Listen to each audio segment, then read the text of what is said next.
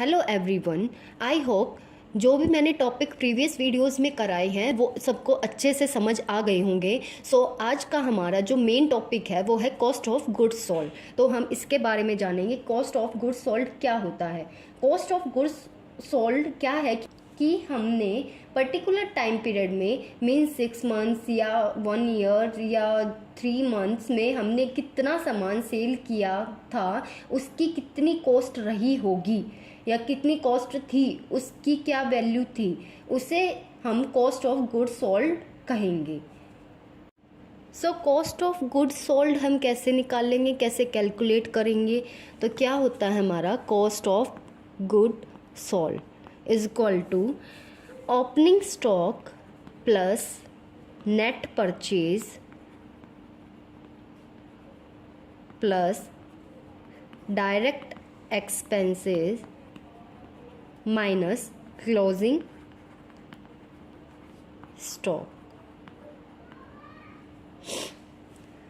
So what is the opening stock? सबसे पहले हम ओपनिंग स्टॉक देखेंगे। सपोज अगर हम फाइनेंशियल ईयर, कंपनी का फाइनेंशियल ईयर 2020 एंड 21 लेते हैं, हमें बोला गया कि इस फाइनेंशियल ईयर का, इस ईयर का हमें cost of goods sold calculate करना है। सो ओपनिंग स्टॉक क्या रहेगा हमारा? ओपनिंग स्टॉक मीन्स 1 अप्रैल 2020 जो रहा होगा, स्टार्टिंग में कितना स्टॉक हमारे पास पड़ा था, सो उसको हम ओपनिंग स्टॉक मान के चलेंगे। नाउ प्लस उसमें हम क्या ऐड करेंगे? Net purchase. अब नेट परचेज मीन्स पूरे ईयर में हमने कितना सामान खरीदा।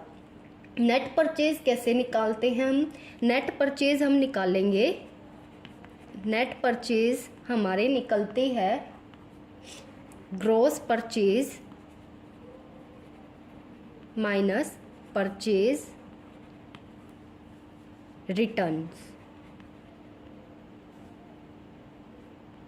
इट मीन्स ईयर में अगर हमने 1000 का सामान परचेज किया था, ठीक है, तो अगर उसमें से हमने 200 रुपये का रिटर्न कर दिया सामान, जैसे हमें डिफेक्टिव निकला या हमें पसंद नहीं आया, तो हमने क्या किया? परचेज रिटर्न किया।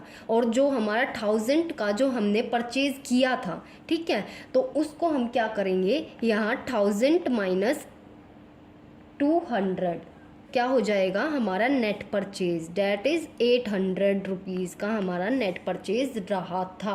ओके, फिर है प्लस डायरेक्ट एक्सपेंसेस। अब डायरेक्ट एक्सपेंसेस क्या होते हैं? Direct expenses means any expense which is related to production of good, manufacture of goods और परचेज ऑफ गुड्स। जो डायरेक्ट किससे कनेक्टेड होते हैं, किससे कनेक्शन होता है? प्रोडक्शन से, मैन्युफैक्चर से और परचेज से। ओके, तो डायरेक्टली जैसे डायरेक्ट एक्सपेंस में फॉर एग्जांपल फ्रेट इनवर्ड हो गया हमारा, कैरीज इनवर्ड हो गया, या हमें फैक्ट्री का रेंट देना है, फैक्ट्री का इलेक्ट्रिसिटी, क्योंकि वो प्रोडक्शन में ही सब कुछ लग रहा है, तो हमारे डायरेक्ट एक्सपेंस होंगे। और जो प्रोडक्शन से रिलेटेड नहीं होते वो क्या होते हैं? इनडायरेक्ट एक्सपेंसेस होते हैं। इनडायरेक्ट एक्सपेंसेस हमारे जैसे हमें सेल पे ऑन सेल हो गया, सेल से प्रोडक्शन का कोई लेना देना नहीं है, वो आफ्टर होता है। ऑफिस रेंट हो गया, क्योंकि ऑफिस से तो ऑफिस रेंट, एक ऑफिस अलग है, प्रोडक्शन की एक्टिविटीज़ अलग है, सैलरी देनी होती है ऑफिस स्टाफ को, वो अलग हो गई, ये इनडायरेक्ट है। और जो हमारी प्रिंटिंग हो गई या स्टेशनरी हो गई, तो वो प्रमोशनल एक्टिविटीज़ हो गई ना, तो वो इनडायरेक्ट एक्सपेंसेस हो गई। तो ये हम क्या करेंगे? Direct expenses. अब माइनस क्या करेंगे? Closing stock. क्लोजिंग स्टॉक क्या होता है? ईयर के लास्ट में मीन्स 2021 हमारा जो फाइनेंशियल ईयर होता है वो कब स्टार्ट होता है? एक तो 1 अप्रैल 2020 को स्टार्ट होता है। ओके, और क्लोज कब होंगे हमारे इसके अकाउंट्स? 31 मार्च 2021। तो इस डेट पे जो हमारा क्लोजिंग स्टॉक ईयर के लास्ट में मीन्स 31 मार्च 2021 में जो सामान बच गया, अनसोल्ड जो बचा था हमारा, जिस स्टॉक को हम सेल नहीं कर पाए, तो उसे हम क्या बोलेंगे? क्लोजिंग स्टॉक, और उसको हम लेस कर देंगे इन सब में से। ओके, तो हमारा क्या आ जाएगा? Cost of good sold. तो ये था हमारा कॉस्ट ऑफ गुड सोल्ड का मेन टॉपिक। आई होप आपको अच्छे से समझ में आ गया होगा।